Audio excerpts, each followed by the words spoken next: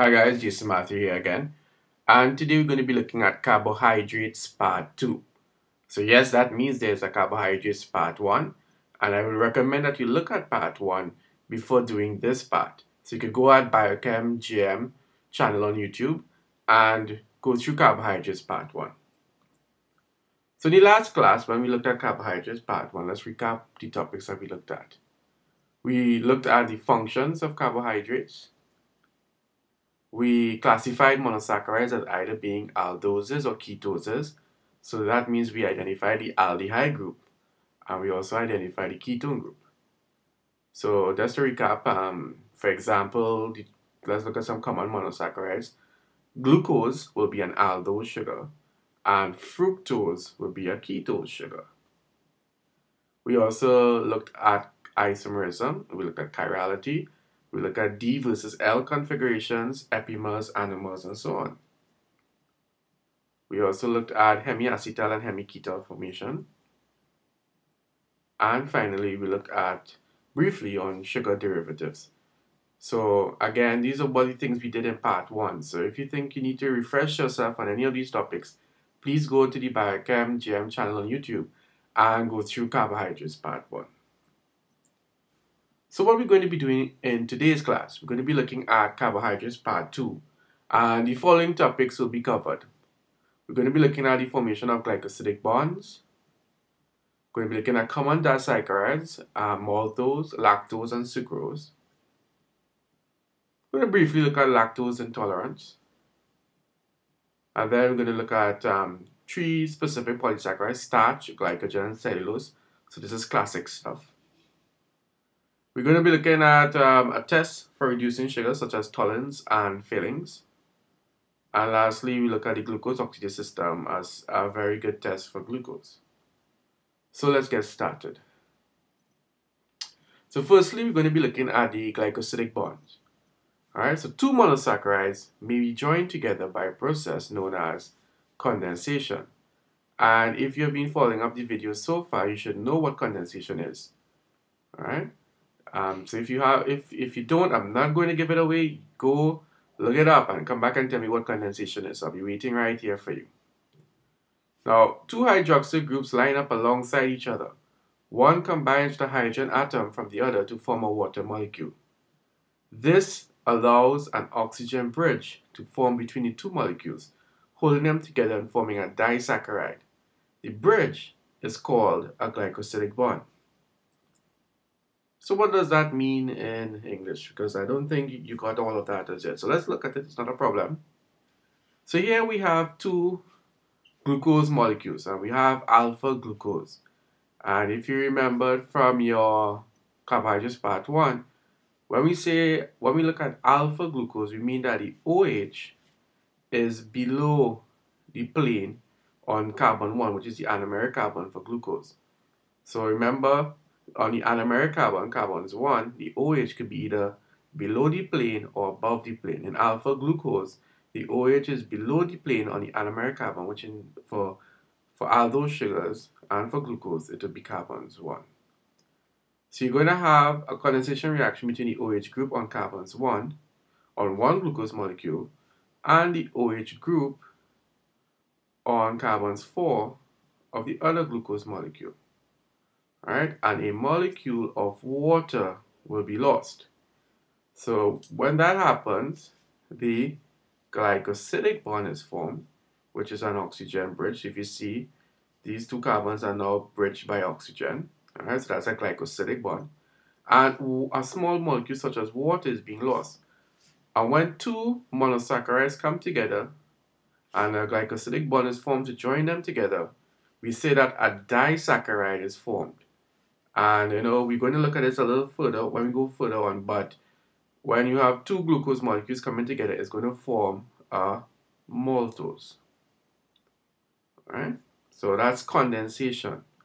Now if I wanted to reverse this process, in other words, I wanted to convert this disaccharide back into 2 monosaccharides, I would just simply have to add water. In other words, well, not physically add water, but I would have to chemically add water to the glycosidic bond. So this would be the reversal of a condensation reaction where you're losing water, would be hydrolysis, which is you adding a water molecule here basically.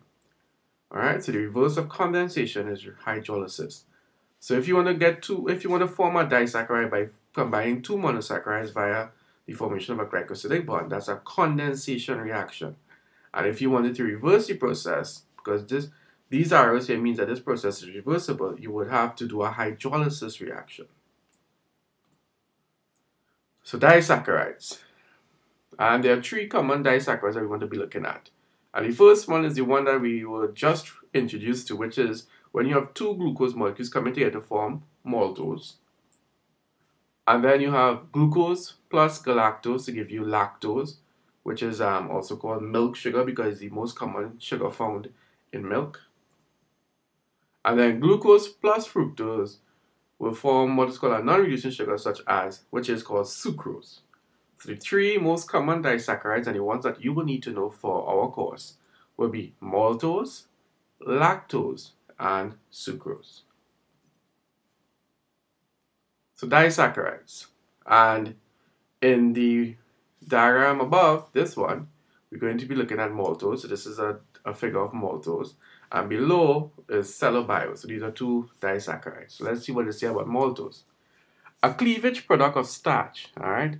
Example, amylose is a disaccharide with an alpha 1,4 glycosidic link between C1 and C4 OH of two glucoses. All right? So let's make sure we understand what that means. Now this is how we name the glycosidic bond. So it's an alpha 1,4 linkage, meaning that it's between carbon 1 in one glucose molecule and it's between carbons 4 of the next glucose molecule.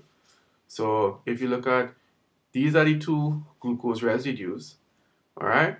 And if you watch, it's an alpha, so it's between two alpha glucose, all right? And that means that the OH, well, this would have been a hydroxyl group here, on the anomeric carbon, which is carbons 1, would be below the plane of the glucose ring, which is, if you can see it here, the OH is below. So this OH would have been below. And on carbons 4, the OH is always below the plane. So it means that this OH and this OH would be in the same, both will be below the plane. So they react together. They're in close proximity and they form this glycosidic bond. And you see we do it just like this. This is the formation of a glycosidic bond via condensation. So it is a condensation reaction between these two OH groups here forming this. So again, it's between carbon 1 and carbon 4. Between the two glucose residues, and it form maltose. Now in cellulose, all right, it's a beta 1,4 linkage. So what that means is that it's between beta glucose. And with beta glucose now, it's the OH is above the plane. So if you get a little problems to grasp what is alpha glucose and beta glucose, I'll remind you that we had a carbohydrates part 1, which you should go back to because we looked at what an alpha glucose is and what a beta glucose is. All right. So the OH is above the plane. Now here, this is a problem because you're forming a glycosidic bond between carbons 1 and carbon 4. But the thing here is that the OH group, as we always said, the OH group on carbon 4 is always below the plane. So that means you have an OH group above the plane and you have an OH group below the plane. And they're not in close proximity as they are to react to form this glycosidic bond. So what you need to do is that you need to flip this glucose molecule so that the OH of carbon 1 is above the plane and now the OH on carbon 4, if you flip it, will be also above the plane. Now, and that will form a glycosidic bond. Now if you watch, this glucose molecule is not drawn as if it was upside down. It's drawn in its upright position. But if you look, we do what is a zigzag here. All right. So if you watch the difference between the two, all right. So like if we look at here, if you look at how we draw the glycosidic bond here, all right, for maltose, all right, that one goes down like this. But for cellobios, because it's beta glucose and the OHs are on the opposite sides of the plane, we need to flip one. But this,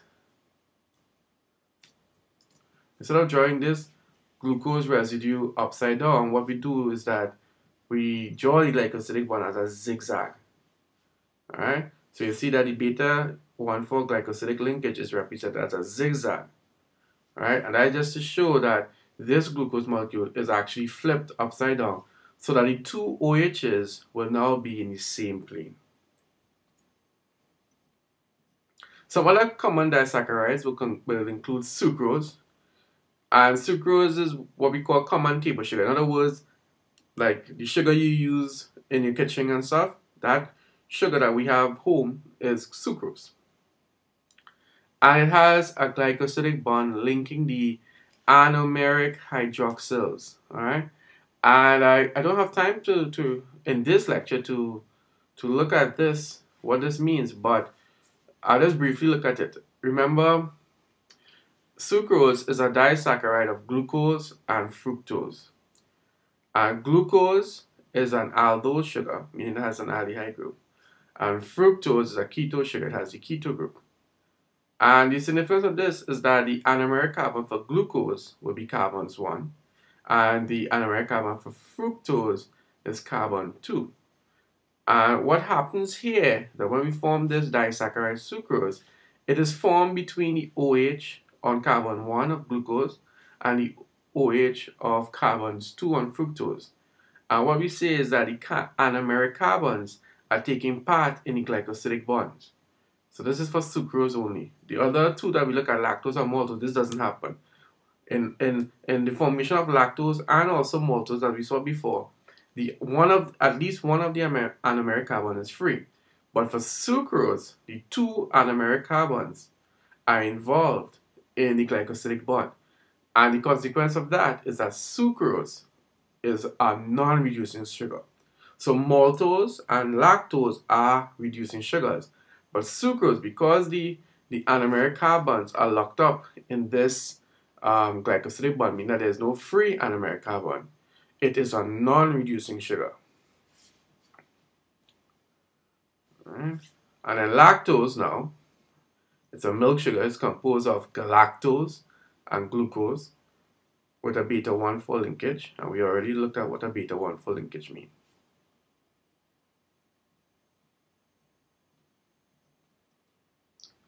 So maltose formed from two glucose molecules and is formed in germinating seeds from the breakdown of starch, providing energy. Sucrose formed from one glucose and one fructose molecule and is the form in which carbohydrates are transported in phloem in plants.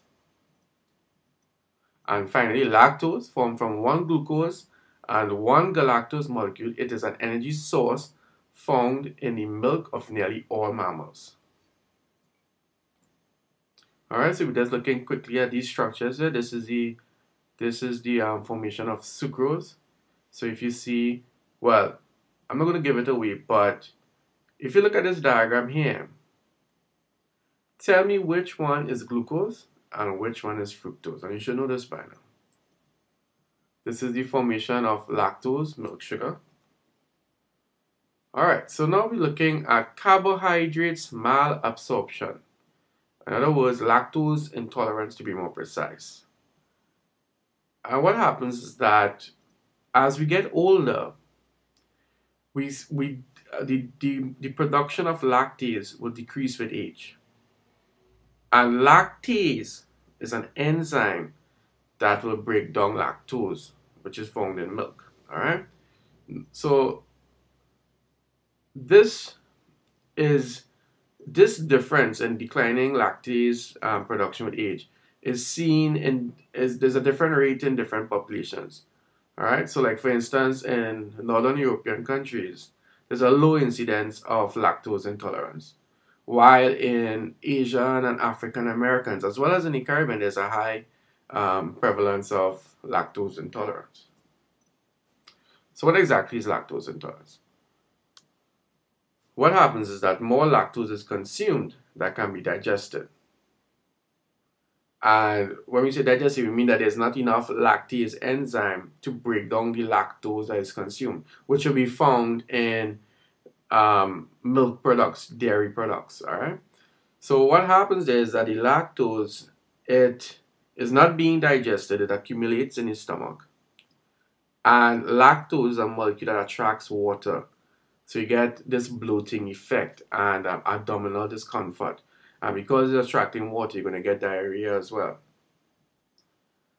Now, while you cannot digest this lactose, there's bacteria that is present there that is more than happy to respire on this lactose, this undigested lactose, to get energy from it.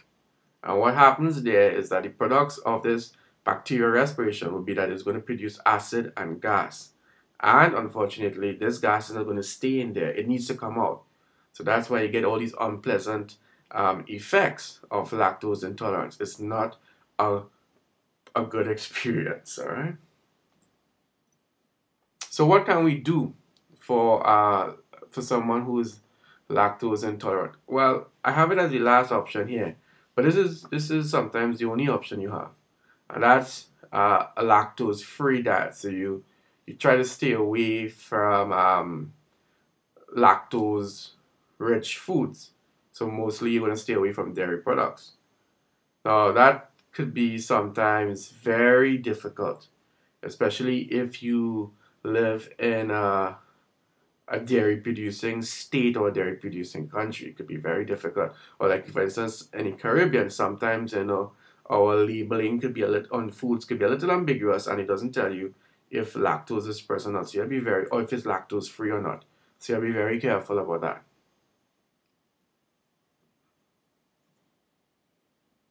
Alright, so polysaccharides now, very important topic. And as I said before at the beginning, we're going to be looking at three classic polysaccharides. We're going to be looking at starch, glycogen, and cellulose. And what I want you all to be very aware of from the beginning here, when we start this polysaccharides part, is that we're going to be linking structure of these polysaccharides to function of these polysaccharides. So let's keep a note of that. So, as usual, when you're doing these lectures, when you're looking at these podcasts, I always urge you all to have your paper and be taking notes as we go by. And always remember that, you don't need to necessarily do this whole lecture in one go.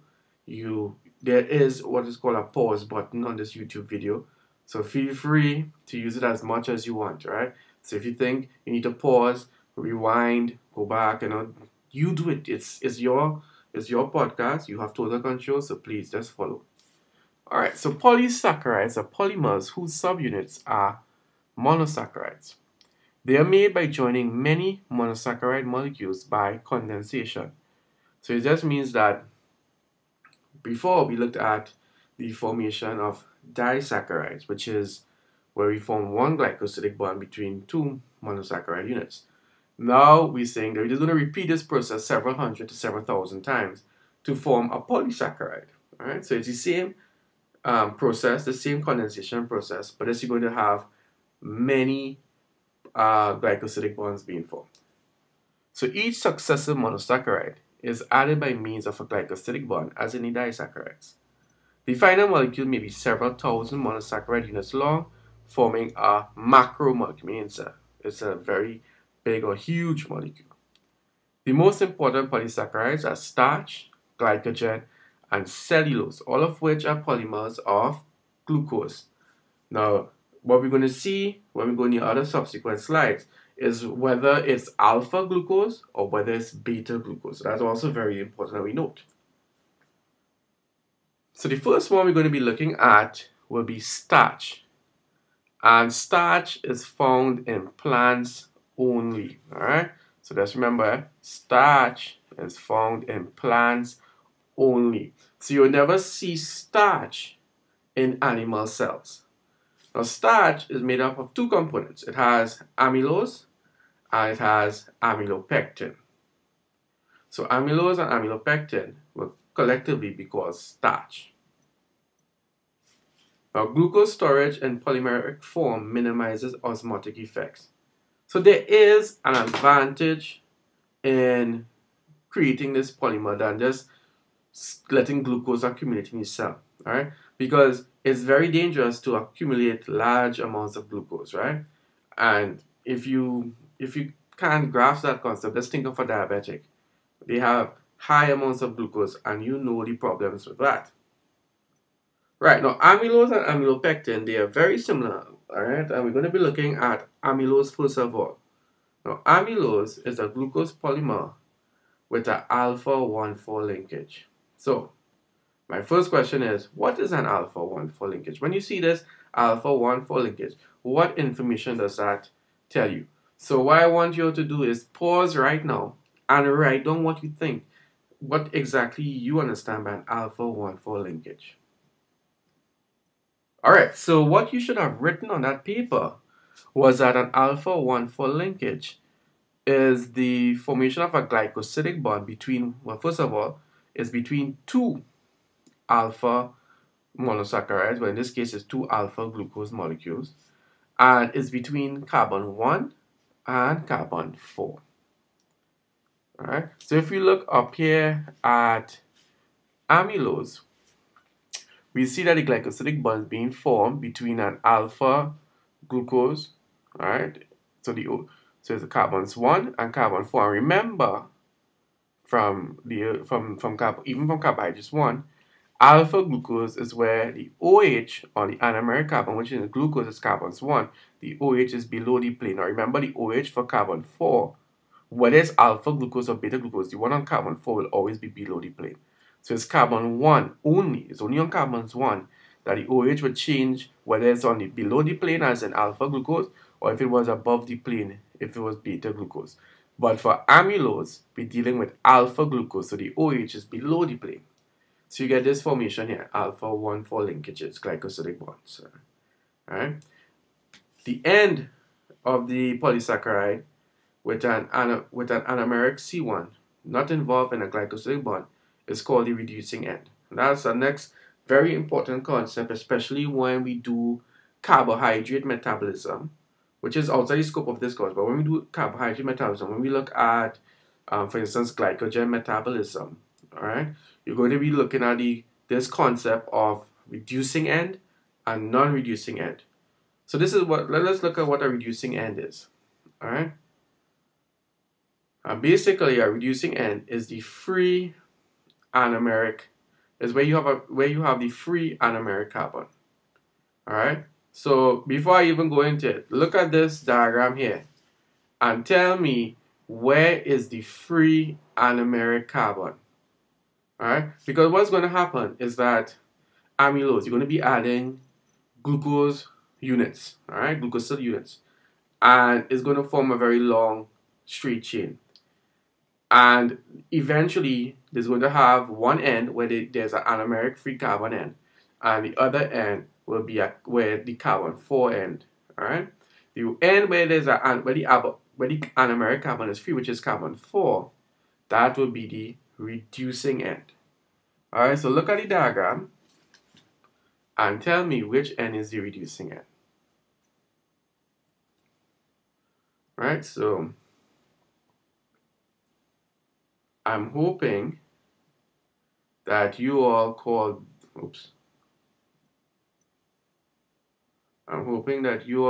this end here, right,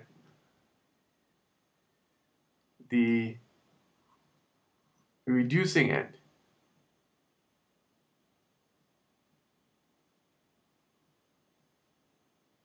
Because if you look, this is where carbons 1 is not taking part in a glycosidic bond, it's free. So that's the reducing end. And if you go to this end here, all right, you see this end is where carbons 4 is, the OH on carbon 4 is free. So we call that the non-reducing end. So this is a concept that I really hope you understand now. Because when we do carbohydrate metabolism next semester, you're going to come back to this concept of reducing end and non-reducing end. So the other component of starch is amylopectin. And amylopectin is very similar to amylose. The only difference between amylose and amylopectin is that amylopectin is a branch form, meaning that there's branches present. So what that means is that amylopectin will have the alpha 1,4 linkages, just like amylose, but it also has branches which is formed by alpha 1,6 linkages. So let's look at the diagram here. So these here will be your alpha 1,4 linkages, meaning that it's a condensation reaction between the two hydroxyl groups of carbons 1 and carbons 4 to form this glycosidic bonds. This is the alpha 1,4 linkage and it's formed between alpha glucose. But in addition to the alpha 1 linkages, every now and then there is also an alpha 1,6 linkage, which is the branch. And an alpha 1,6 linkage is the hydroxyl group on carbons 1 reacting with the hydroxyl group on carbon 6. Alright, a condensation reaction to form this glycosidic linkage. So this is the alpha 1,6 branch here. So you have both alpha 1,4 linkages as well as alpha 1,6 linkages. And that forms a more compact structure than amylose. So this is amylopectin. So let's recap. Starch. It is a major storage carbohydrate in plants. And it is made up of two components. Amylose, which is long, straight glucose chains, which just has alpha 1,4 linkages. And then there's amylopectin, which has, in addition to the alpha 1,4 linkages, also has branches. And these branches occur every 24 glucose residues or so. Alright, and let's just go back. So what that means, every 24 glucose residues, is that if we were counting, like if this had extended all here, what would happen is that when you counted 1, 2, 3, 4, this would have been 22, 23, 24, alright? Every 24 glucose residues or so would form like one alpha 1,6 branch. And then you go again, 1, 2, and you can keep continuing this chain until you reach a 24th glucose residue, which will then form another alpha 1,6 branch. Right, now we're going to be looking at glycogen now.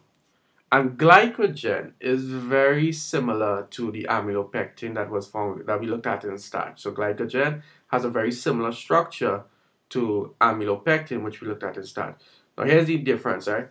When we look at starch, we said starch was found in plant cells only. Now we're looking at glycogen. Glycogen is found in animal cells only. So let's remember that. Starch is found in, starch is the glucose storage polymer in plant cells, and glycogen is the glucose storage polymer in animal cells. And glycogen has a similar structure to amylopectin. So if you understand the structure of amylopectin, then you already know the structure of glycogen. The only difference between glycogen and amylopectin is that glycogen is more branched. It has more branches than amylopectin, meaning that these branches occur more frequently than what is seen in amylopectin. So glycogen has more alpha 1,6 branches every 10 glucose residues. So just to recap, if you remember from amylopectin, it was every 24 glucose residues or so.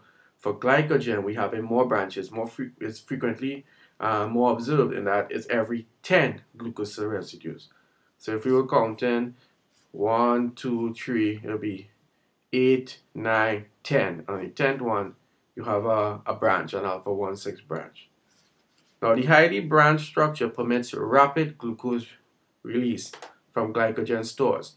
So it's an evolutionary thing that we have more branches in glycogen. In other words, glycogen is more compact, all right, than amylopectin. And because it has more branches, it has more points at which enzymes could start breaking down glycogen. And the reason for that is that animals tend to require that we rapidly mobilize glucose more than a plant would. Just think of an animal running and moving away from something that as opposed to plants. All right, so that rapid mobilization of glucose is more essential for animals than for plants. So glycogen is also, again, just like starch, is formed between alpha glucose residues, meaning that the OH on carbon 1 is below the plane. Alright? Now with cellulose, it's different. Cellulose is a beta 1,4 linkage. So let's recap. Both starch, glycogen, and cellulose are made up of glucose. Alright, they are polymers of glucose. Starch and glycogen are made up of alpha glucose. But cellulose is made up of beta glucose. Alright, so that's very important. And while, if you remember, starch and glycogen played a storage role. What we're going to see is that cellulose plays a structural role. It is involved in the structure of the cell. And we see that it's a major constituent of plant cell walls. Right? And there's no branching in cellulose. It's a long linear chain with beta 1,4 linkage. Now, if you remember, when we did disaccharides and we looked at cellobiose, right, it was between two beta glucoses. So it's basically the same thing happening here. Alright, so remember for beta glucose now, the OH is above the plane. And the OH for glucose 4 is always below. So you have above and below. So as is, the OHs is not on the same side of the plane. So it's not in close proximity to form this glycosidic bond. What happens is that every successive glucose residue what will happen is that they will need to flip. They will need to rotate, so that the two OH groups now will be in the same plane, and that will form a glycosidic bond. So if you remember, anytime there's flipping or rotation, we represent the glycosidic bond in a zigzag formation. So that tells us that this glucose molecule is actually upside down. Now that has a lot of consequences structurally and chemically. Because what happens is that it promotes intra-chain and inter-chain hydrogen bonding and van der Waals interactions that cause cellulose chains to be straight and rigid and packed with crystalline arrangement in thick bundles called microfibrils. So remember that cellulose, it doesn't have any branches, right? It's long, it's straight, and what consequence of that is that they are allowed to pack like in layers, alright? And there's a lot of hydrogen bonding taking place between these layers, and they form microfibrils. So again, just to recap, so what we're showing here is that because it's two beta glucose molecules and this OH is above the plane, it would mean that this glucose residue, for this OH on carbon 4 to be on the same side of the plane, this glucose residue would have to rotate 180 degrees. So you see that there's that rotation already taking place. So we normally don't draw it like this because it's a lot of trouble to draw it like this. Basically what we do is that we leave this the same side, but we do this zigzag. So that will represent that this is actually in reality being rotated 180 degrees. So this is the structure of cellulose. So you have many microfibrils being formed, and that gives cellulose a high tensile strength. Alright? And what tensile strength means is that you can hold the two ends and you can stretch it apart, but it wouldn't tear. Alright? And that's very important because if you look, let's recap, where is cellulose being found? And cellulose is present in cell walls. What is the structural relevance of that? Remember, for plant cells, they rely on the cell taking in water and the cell being turgid. Now, if the cell takes in water, if it was just the cell membrane alone, what will happen is that the cell membrane is going to stretch and it's going to eventually burst. But because you have this extra protection of the cell wall, and because cellulose has this high tensile strength and is able to stretch without tearing, it keeps the cell intact and there's no bursting of the cell. So that's the relevance of cellulose. I remember plants would need that so that the cells would be turgid and the plant itself will remain upright. So these microfibrils that are found in cellulose are very strong. The role of cellulose is to impart strength so it's a structural role, and rigidity to plant cell walls, which can withstand high hydrostatic pressure gradients. Alright, so as I was saying before, because of that high tensile strength in cellulose, because cellulose, when you hold at the ends and you stretch it apart, it wouldn't tear. It prevents the plant cell from bursting when there's a high hydrostatic pressure, I mean there's a lot of water inside there, or when the cell is turgid. Now, we're coming to the end of it now, and this is a test for reducing sugars. And reducing sugar, a carbohydrate that is oxidized by Tolling's, Fehling's, or Benedict's solution. So we look at some of the more common ones. So Tolling's, and if you are a chemistry buff and you're doing chemistry, you will know that's the also called the silver mirror test. And the reason for that is because you're going to be forming a silver precipitate. So the reaction is Ag plus going to silver, which is a precipitate form. So you're going to see that silver precipitate. Now because it contains silver, it's going to be expensive. So the more common ones that you'll probably use in your lab will be Fehling's or Benedict's. And in both of them, basically is the same chemical reaction taking place, where initially it's Cu2 plus, which is blue, and it goes to Cu plus. If there's a reducing sugar present, that is, it's going to give you a red precipitate. Alright, now if you look, remember it's a reducing sugar, and a reducing sugar will reduce. So you're going from Ag plus to Ag. So again, let's just show some chemistry here. It means that you're going from oxidation state of +1 to 0, and in this one you're going from +2 to +1. So there's a decrease in oxidation number, a decrease in oxidation state. So it means that the Ag plus is being reduced, Cu2 plus is being reduced. And remember, all monosaccharides, whether it's aldoses or ketoses, will be reducing sugars, as well as most disaccharides. But remember, as we said before, sucrose, table sugar, is a disaccharide, but it's a non-reducing sugar. Maltose and lactose are reducing sugars, but sucrose is a classic example of a non-reducing sugar. And I already said before why sucrose is a non-reducing sugar. Because remember, to be a reducing sugar, one of the anomeric carbon must be free. In sucrose, the two anomeric carbons, one in glucose and carbons 2 in fructose, is locked up in that glycosidic bond. So in sucrose, there's no free anomeric carbon, so it's a non-reducing sugar. Last but not least, a very good test for the presence of glucose is the glucose oxidase system. And if you're doing a level 2 biochemistry lab, you may come across this.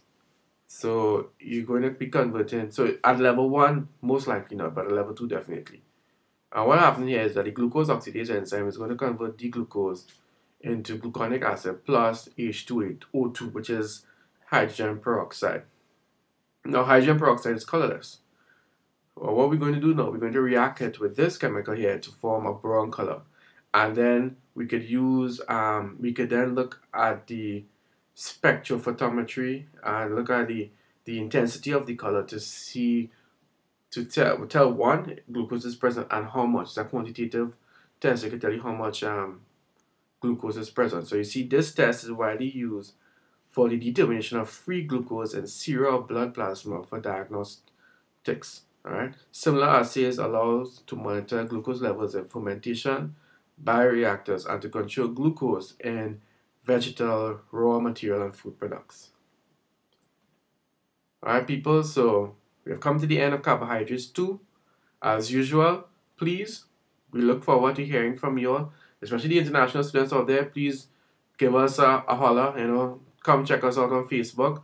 So I have a Facebook page where we have all my students are there, and we talk about biochem and so on. We exchange ideas, so please join us. We'd love to hear from you. Do a search on Facebook for Biochem GM, and you should see us, so add us on, and we would love to hear from you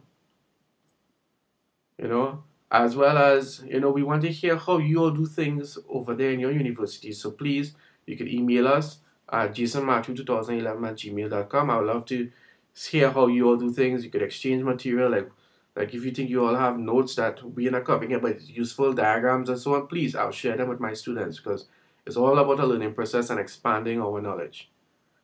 Alright? And as usual, if you like what was being said, please show your love. Hit the like button on YouTube. I know that just let us know that we're doing a good job. All right, people. So as usual, this is the last of it. Thank you very much for listening to me. I hope I help you all out there with understanding carbohydrates. And please visit Biochem GM on YouTube, and you should see some more informative videos. So good luck, guys, and best of luck in your studies.